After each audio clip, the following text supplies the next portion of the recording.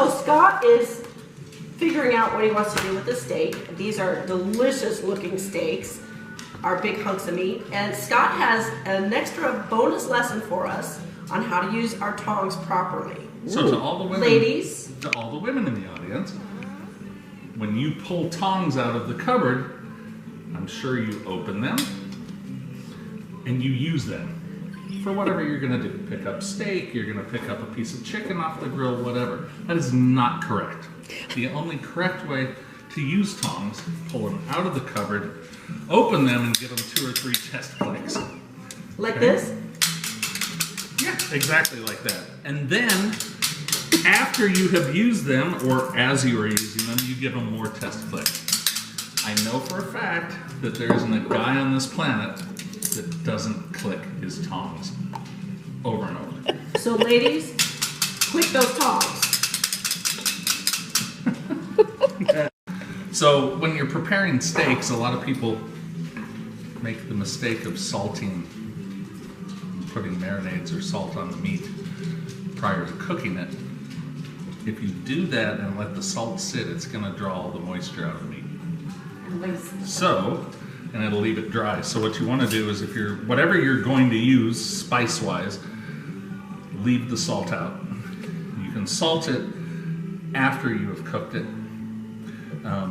For a steak like this, I'm probably gonna find a sea salt. I have a gray sea salt from France, actually, that as a finishing salt right when we're ready to serve it, and it'll have that salt flavor. But for these, I'm just gonna do a simple pepper, both sides, and a finishing salt. Perfect.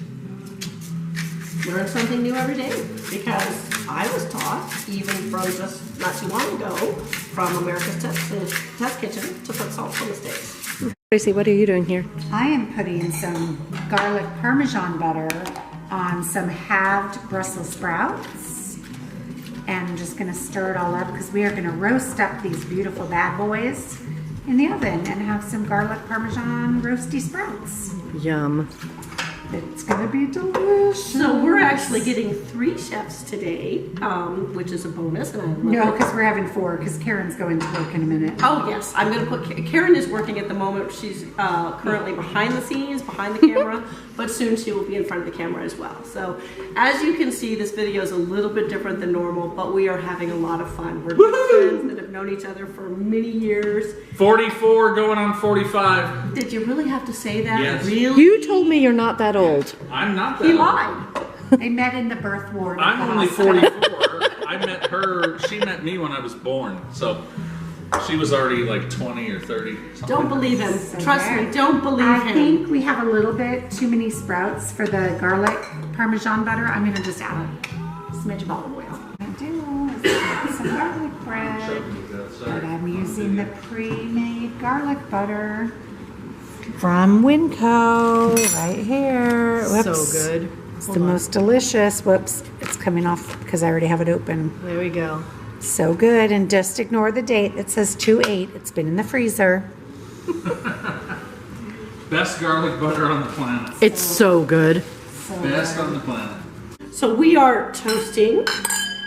Cheers, We're kind guys. of we're just starting to get everything cooked up, and we're having some wine. This is actually a Denver wine. It is a Bellissimo Rosa from my favorite winery, Inventions, which you've heard me mention and talk about many times. Yes, I brought it from Denver. And yesterday we were busy wining, doing Idaho wines, but to good friends. Cheers. To great friends. To great friends. That's And right. we are sporting the Denver Hard Rock Cafe for Go And no, Tracy's that's drink. that's not water. That is a vodka soda. From 10 Barrel. From 10 Barrel Brewing in Idaho. Cheers. Cheers. Put the thick ones on. I've got 2 absolutely huge steaks here versus the other ones. So these 4 are gonna take about 7 minutes aside for medium. These are probably gonna take 8 minutes aside. So I'm gonna put these on first. These steaks are easily about 1 inch to 1.5 inches in thickness, and they're like- amazing. This is, do yourselves a favor. Buy prime beef and not choice.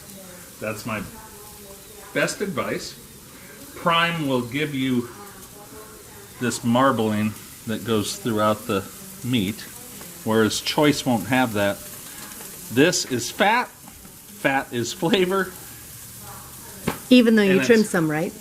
You I do? did. Well, I trimmed some of the fat that is in between the muscle, just because you don't. Some people will eat it, some people won't. This isn't something that I've ever. Oh, I'll eat it. I love it. Jeannie's gonna eat it. I'll eat it. That's my piece. She can have that. I like all this because when you cook it, this in here is gonna melt throughout the beef. Into the meat. Correct, and it's gonna be just absolutely amazing. So like Scott says, the marbling is what gives it flavor, but it also helps tenderize it as well. You want this marbling in for a good piece of steak, because if you don't have it, you're going to have particularly something that's this thick, you're going to have a tough piece of steak. So this marbling is going to flavor it, it's going to keep it moist, keep it soft, and it's going to help it cook. It's going to be delicious. I can hardly wait till we try this. So. Oh yeah. Oh yeah. Oh yeah. Scott has turned over the steaks, and oh my gosh, they look amazing. I did 8 minutes on the first side for the thick ones. I did 7 minutes for the first side on the thinner ones. This time I'm going to do 6 minutes on these sides, and then I'm going to take a temperature. What I'm looking for is 140 to 145 degrees. That's medium. If you like it rare, do it for a couple minutes less. For rare, you are looking for 120 to 125. Can I have a medium rare? Because I like medium rare. Yep, that's actually what I'm going to pull it off. I'm going to pull it off at 140. It'll creep up to about 142. So. Okay, but I like a medium rare. Yep. I like it red and pink and get juicy. You all set. I know you will. I'm looking so forward to it. All right. Woo! Taking the temperature now of the meat, and we're going to let it rest, but I want it right about there, 130.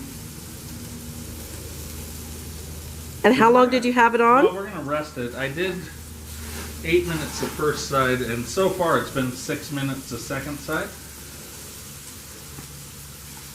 They're looking good. They're smelling scrumptious. They're beautiful. They're looking absolutely perfect. What's the temperature on that right now? 125. I need another 5 degrees. Yum. It's looking good. Do you ever switch from front to back? If the ones in front are done? I can do different zones. So I've got 2 that are actually done. I'm going to put those in a zone that doesn't have any fire. Don't listen to naysayers that say that gas cooking is not barbecuing, because it is. Cook on whatever you want. I use charcoal, I use gas, I have a smoker. And a Blackstone? And a Blackstone. So I have a lot of toys. And we are just coming out of winter in Idaho, so this is the first run of the barbecue. Woohoo! Well, we are at the eating stage. We're at the final piece of this puzzle. So I'm going to finish the steaks with a little parsley, because it looks good for a little color. Doesn't add much flavor. This is what's going to be good. This is that wild mushroom salt. It's just a flake salt. There's no salt that had been added to this meat prior to me doing this, so it's not going to be over salted. These are flakes. They're going to add just a lot of flavor to this meat. So just in recap, I guess, I did a mushroom onion saute that people can put on top of the steaks, potatoes a la lyonnaise, Brussels sprouts that were roasted in the oven, and if you think that's burned, Oh, it's so good. you're That's wrong. perfect. That is the best. That is the best. They They're are crispy. crunchy. Yep. It's basically caramelized the sugars that are in the Brussels sprouts. If you've ever had boiled Brussels sprouts like I grew up with, Oh, me too.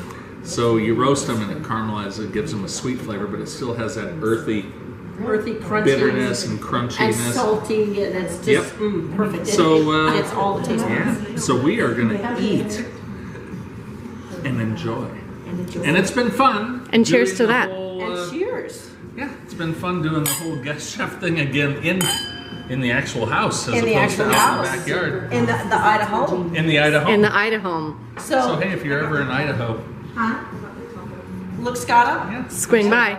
So this is Jeanne from A Jeanne in the Kitchen, and my best friend, or one of my best friends, Scott Hensick, who I have known forever and ever and ever.